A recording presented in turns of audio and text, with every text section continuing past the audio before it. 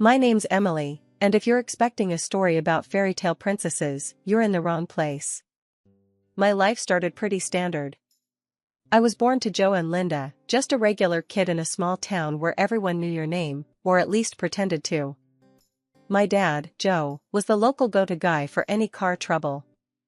His hands were always stained with grease, but he had this smile, the kind that made you think everything was gonna be alright. Mom, Linda, she was part-time at the library and the rest of her time was all about making our little world better. Remember, kindness costs nothing but means everything, she'd say, dropping one of her pearls of wisdom while I was trying to figure out my math homework. Our house was nothing fancy. Imagine a cozy little place that always smelled like something was baking. That was us. Not rich, but not wanting either. Life took a hard left turn when I was 10. My parents were driving home from their anniversary dinner when it happened. A drunk driver. Just like that, they were gone.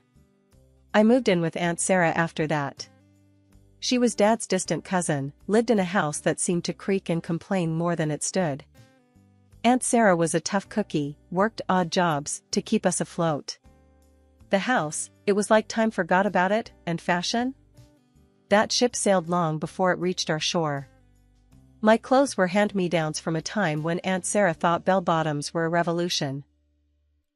Kid, you gotta toughen up. World's not gonna hand you anything on a silver platter, Aunt Sarah'd say, her voice rough but not unkind. We'd sit at the table, an assortment of mismatched chairs, and eat whatever concoction she'd managed to put together. Money was tight, but Aunt Sarah always made sure we had enough. Thanks, Aunt Sarah, I'd mumble, pushing food around my plate, lost in thoughts of what could have been. Moving in with Aunt Sarah meant a new school and a whole new set of problems. My first day felt like walking into a lion's den wearing a steak suit. The school was bigger than my old one, and it buzzed with the kind of energy that made my stomach twist into knots. I remember standing at the entrance, clutching my bag like a lifeline, when I first saw Jessica. She had that look, like she owned the place. And in a way, she did. "Who's the new girl?" I heard her ask, her voice dripping with a mix of curiosity and disdain. Her friends shrugged, their eyes scanning me like I was some exhibit. "Looks like she got her clothes from the lost and found," one snickered, and they all laughed. I wished the ground would swallow me whole. Classes were a blur. I tried to keep my head down, but Jessica made that impossible. "Hey, thrift store, answer number 4, she said loudly in math class, making everyone turn to look at me. I stuttered out an answer, feeling my face heat up as the teacher nodded, telling me I was correct. That just made things worse. "Lucky guess," Jessica muttered, loud enough for her friends to hear, and they snickered. Lunchtime was no refuge. I found a corner in the cafeteria, hoping to become part of the scenery. But Jessica and her crew made a beeline for me. "Look, she's trying to hide." "How cute," Jessica said, her voice oozing fake sweetness. I kept my eyes on my food, wishing I could disappear. "Cat got your tongue? Or are you just too poor to talk?" she taunted. I mumbled something about not being hungry and got up, leaving my half-eaten lunch behind. I could feel their eyes on me as I walked away, their laughter echoing in my ears. The days turned into weeks, and not much changed. I kept to myself, dodging Jessica and her friends whenever I could. Aunt Sarah noticed I was quieter than usual. "What's eating you, kid?" she asked one evening, her eyes narrowing as she looked at me over her glasses. "Nothing, just tired," I lied, picking at my food. "You can tell me, I'm not just your aunt, I'm your friend too," she pressed, her voice softer now. I shook my head, not wanting to burden her with my school problems. She had enough to worry about. "If you say so," she said, but her eyes told me she wasn't convinced. Back at school, I found a small sanctuary in the library. It was quiet, and most importantly, Jessica rarely ventured there. I'd spend my lunches tucked away between the shelves, losing myself in books. One day, while I was reading, a boy from my class, Tom, walked in. He was quiet, not one of Jessica's crowd, but not exactly an outcast either. "Hey, you're Emily, right?" he asked, his voice cautious. I nodded, surprised he knew my name. "I've seen how Jessica and her friends treat you. It's not cool," he said, looking genuinely concerned. I shrugged, not sure what to say. No one had acknowledged the bullying before, let alone sympathized with me. "You shouldn't let them get to you. They're just bored and mean," he added, pulling a book from the shelf. Tom's words were a small comfort in the storm that was my school life. It was nice to know not everyone was against me, even if it didn't stop Jessica's taunts. Despite the daily grind and the constant dodging of Jessica and her crew, I had this one thing that kept me grounded: singing. It wasn't something I flaunted. Heck, it was more of a secret than my stash of chocolate bars. Singing was my escape, a way to let out everything bottled up inside without making a mess. Aunt Sarah had an old radio that picked up more static than music, but on good days, it caught the local station that played everything from country hits to old rock ballads. Those were the nights I cherished, alone in my room, the music blending with my voice as I sang along to songs, feeling every note and word. One evening, Aunt Sarah caught me. I was belting out a tune, lost in the music, when I turned around and saw her standing at the doorway, a surprised look on her face. "Girl, why didn't you tell me you could sing like that?" she asked, her usual tough demeanor softened by genuine astonishment. I shrugged, feeling my cheeks heat up. "I dunno. Just something I do for me, I guess." Aunt Sarah walked in and sat on the edge of my bed, the mattress creaking under her weight. "You've got a gift, Em. You shouldn't keep it hidden." I fidgeted with the hem of my shirt, not sure how to respond. Praise, especially for something so personal, felt foreign to me. "Thanks, Aunt Sarah. But who's gonna listen to a nobody like me?" I replied, trying to laugh it off. She shook her head, her expression turning serious. "Don't talk about yourself like that. You're not a nobody. You've got something special, and you don't need anyone's approval to shine." It was hard to believe her. At school, I was less than a nobody. But in those moments, with just the hum of the radio in the background, I allowed myself to dream a little. The next day at school, during lunch, I found myself sitting alone again. Tom, the boy who had been kind to me before, came over with his tray and sat down. "Hey, Emily. Mind if I join you?" he asked, his smile friendly. I shook my head, grateful for the company. "No, not at all. Thanks." We ate in comfortable silence for a few minutes before Tom spoke up again. "I heard you humming the other day. You've got a nice voice," he said casually, picking at his food. I felt my face go red. "Oh, that. It's nothing, really. Just humming." Tom looked at me, his eyes earnest. "You should give yourself more credit. I think you're really good." I laughed nervously, not used to the attention. "Thanks, but I'm not sure singing in the school hall counts as really good." He shrugged, a grin playing on his lips. "Maybe not, but it's a start. Ever think about joining the school choir or something?" As I made my way to class, his words echoed in my head. Maybe it was time to stop hiding. But old habits die hard, and my courage wasn't ready to stand up to Jessica's scrutiny, let alone a crowd.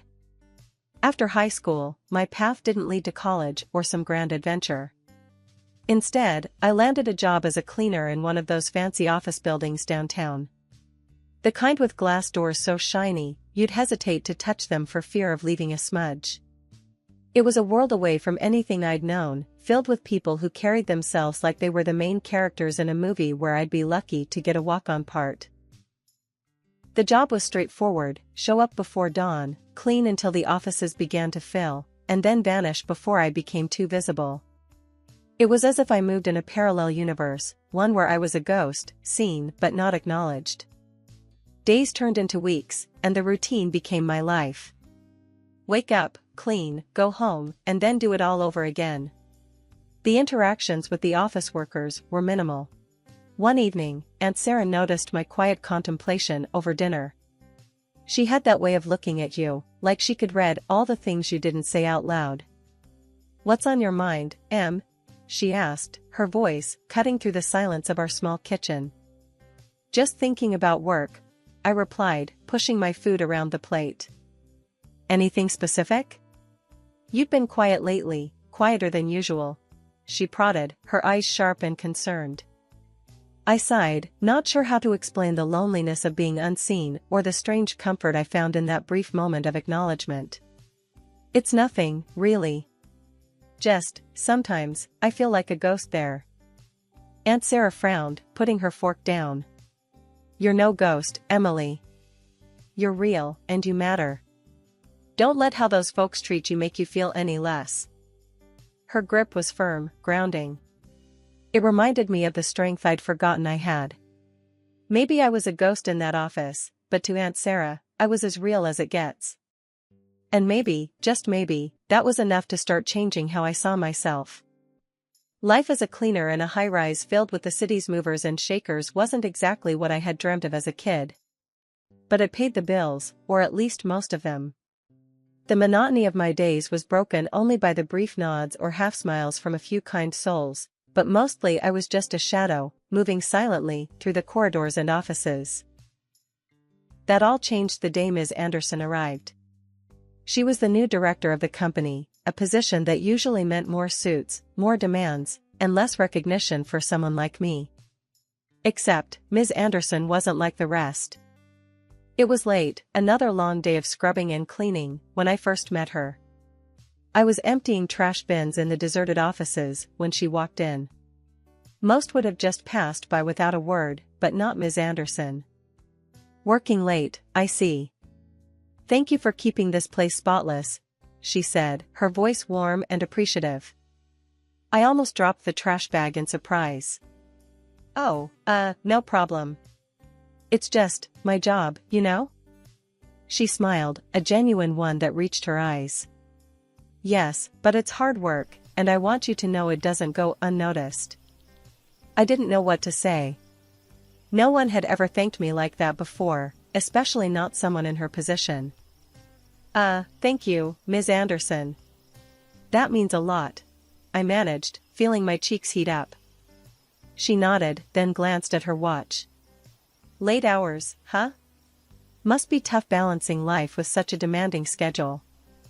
I shrugged, a bit uncomfortable with the attention. "It's okay.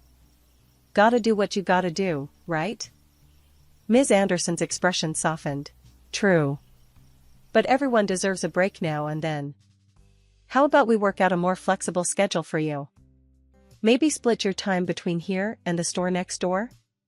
They're looking for someone, and it could be a good opportunity for you to earn a bit more without stretching yourself too thin." I blinked, surprised by her offer. "Really? That would be amazing, Ms. Anderson. Thank you." She smiled. "It's settled then. I'll speak to the store manager tomorrow. Don't thank me yet, though. You earned this." Walking home that night, I felt lighter than I had in months. Ms. Anderson's kindness was a beacon in the fog that had become my life. For the first time in a long while, I felt seen. The next few weeks were a whirlwind. Working 2 jobs was tiring, but the change in routine was refreshing. With the extra money, I allowed myself the luxury of buying some new clothes and even got a haircut. It wasn't much, but it made a world of difference in how I saw myself and, apparently, how others saw me too. The first day I walked into the office with my new look, I caught a few surprised glances from my coworkers. Even the stoic Mr. Jenkins, who barely ever acknowledged anyone, did a double take. "Emily, is that you? You look different," he said, his usual gruff tone tinged with something like respect. I smiled, feeling a newfound confidence. "Yeah, it's me. Just thought it was time for a change." "Well, it suits you. Keep up the good work," he replied, before heading into his office. Those few words, simple as they were, felt like a victory. I was still the same Emily, but for once, I didn't feel invisible. Working those night shifts turned into something special for me, like I'd found a little slice of freedom where I could just be me, singing my heart out in the empty corridors. The acoustics in that place? Unreal. It felt like singing inside a grand cathedral, except it was just an office building after everyone had gone home. One night, while I was lost in the music, belting out tunes as I mopped, I didn't realize I wasn't alone. The boss, Ms. Anderson, was also a night owl, preferring the quiet of the office to get her work done. She stumbled upon me mid-chorus and was, to my surprise, blown away. "Emily, that was incredible," she said, her eyes wide with what I could only guess was genuine amazement. I nearly jumped out of my skin, embarrassed to be caught like that. "Oh, shoot. I'm sorry, Ms. Anderson. I didn't think anyone was here." "I'll, keep it down." "No, don't you dare," she insisted, her voice firm but kind. "You've got something special, Emily. Ever thought about auditioning? Like, for real?" The thought had crossed my mind, sure, but fear always had a way of keeping me grounded. "No way," I laughed it off. It's just for fun, you know?" But Ms. Anderson wasn't having any of my excuses. "You need to do something with that voice. It's too good to be hidden away in here." I appreciated her words, but my nerves weren't ready for that kind of leap. "Thanks, but I don't think I'm cut out for that sort of thing." Fast forward to another late shift, and there I was, humming away, thinking I was alone again.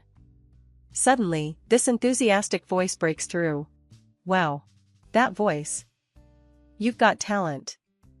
I spun around, heart racing, to see this guy with the kindest eyes giving me the biggest grin. I was mortified, my face must have been 50 shades of red. Before I could bolt, Ms. Anderson popped out from her office. "Emily, meet my brother, the music producer.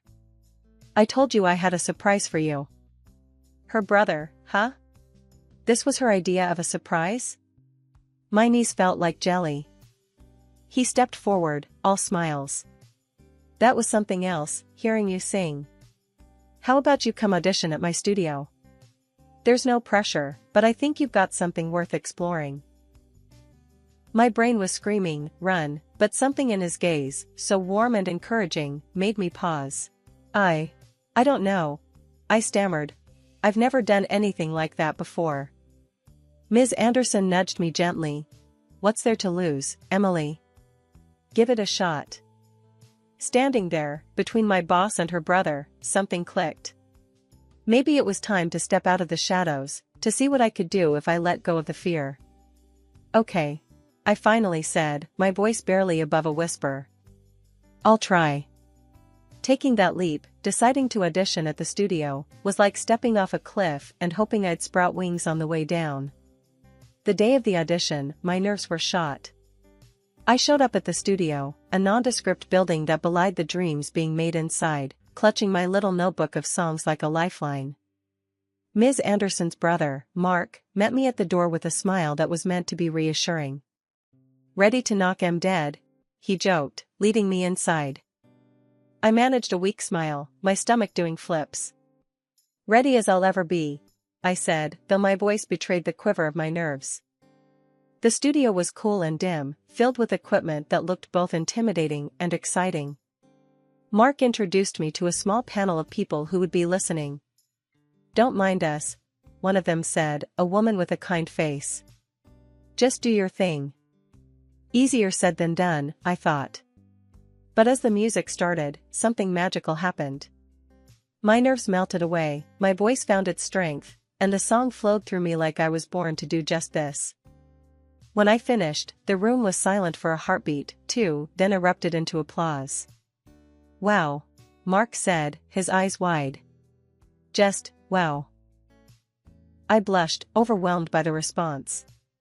"Thank you," I murmured, barely loud enough to be heard. Mark walked me out afterward, his excitement palpable. "Emily, that was incredible. We need to talk about what comes next." "What comes next?" I echoed, the reality of what was happening starting to sink in. "Yes." Mark was practically bouncing on his heels. recording, an album, gigs, the whole 9 yards. You're what we've been looking for. The next few months were a whirlwind. Recording sessions became my new normal. I poured my heart and soul into every track, driven by a mix of fear and exhilaration. And when the album finally dropped, it was like a bomb went off in my life. Suddenly, I was everywhere: radio, TV, online. My stage name, Erica Clark, became a byword for fresh talent, my songs the soundtrack for countless lives. It was surreal, watching my face on screen, hearing my voice on the radio, and knowing it was me they were all talking about. One night, after a particularly successful gig, Mark found me backstage, a massive grin on his face. "You did it, Emily. You're a star." I laughed, the sound mingling with the residual adrenaline from the performance. Feels weird, doesn't it? Yesterday's cleaner, today's sensation. Mark clapped me on the back. That's how talent works, it doesn't matter where you come from. It's where you're going that counts. Years had flown by since my high school days, each one bringing its own set of challenges and triumphs. Yet, when the invitation to the high school reunion landed in my mailbox, it felt like stepping back in time. I hesitated at first, memories of those difficult years flooding back. But something inside me stirred, a curiosity to face the past, now that I had found my voice and my place in the world. I decided to go, but not as the country star Erica Clark everyone knew from the screens and radio waves. Instead, I slipped back into my old, simpler clothes, the ones that reminded me of where I came from. It was my way of testing the waters, to see if perceptions had changed, to see if I had truly moved beyond the girl I once was. Walking into the reunion, the buzz of conversation and laughter hit me like a wave. I scanned the room, recognizing faces that had aged but remained the same in so many ways. And then I saw her, Jessica, the queen bee of my teenage years, surrounded by a familiar crowd. "Emily? Is that you?" she asked, her tone dripping with the same condescension I remembered all too well. "Heard you've been cleaning up, literally. Still playing with mops and buckets?" The crowd around her laughed, a harsh sound that once would have made me shrink. But I stood my ground, feeling a smile spread across my face. "Actually, Jessica, cleaning's honest work. Not everyone's lucky enough to find something they love doing." A murmur of surprise rippled through the onlookers. Jessica's smile faltered, her eyes searching mine for a hint of the girl she used to torment. "She didn't find her." "And what about you, Emily? Any dreams come true, or are you still living in your fantasy world?" she prodded, her voice laced with mock concern. Before I could answer, the room's attention was diverted to the entrance. Mark, my producer and now husband, walked in, his presence commanding and assured. The room went silent, every pair of eyes turning to him, then back to me in disbelief. "Sorry I'm late, love," Mark said, his voice carrying easily over the sudden quiet, reaching for my hand. "Traffic was a nightmare." Jessica's mouth hung open, her composure slipping. "Mark Anderson? A famous music producer? Your husband," she managed to squeak out, her eyes wide. "Yes, my husband," I replied, my voice steady and clear. "And my partner in more ways than one." Whispers filled the room, a mix of shock and awe, as people started putting the pieces together. "So Erica Clark is our Emily? That Erica, the country star? Damn me, Erica Clark herself and her husband." I felt a surge of pride, not for the fame or the success, but for the journey that had brought me here, to this moment of undeniable truth. Jessica stepped forward, a false smile plastered on her face. "Emily, I had no idea. I'm happy for you. Maybe your husband could listen to me sing sometime? I've been working on my voice." The irony of the moment wasn't lost on me. "Jessica, finding your voice is about more than singing. It's about who you are, standing up for yourself, and not tearing others down. As for singing, well, maybe start with singing for yourself, not for what others can do for you." Her face fell, the reality of my words sinking in. The crowd around us began to dissipate, conversations resuming, the moment of drama fading into just another reunion story. Mark squeezed my hand, a silent message of support and love. "Ready to go?" he asked, his gaze warm. I nodded, taking one last look around the room. "Yeah, let's go home." Walking out of that reunion, I realized that the approval I once sought from those very halls no longer mattered. I had found my voice, my strength, and, most importantly, I had found myself. And that was all the recognition I needed.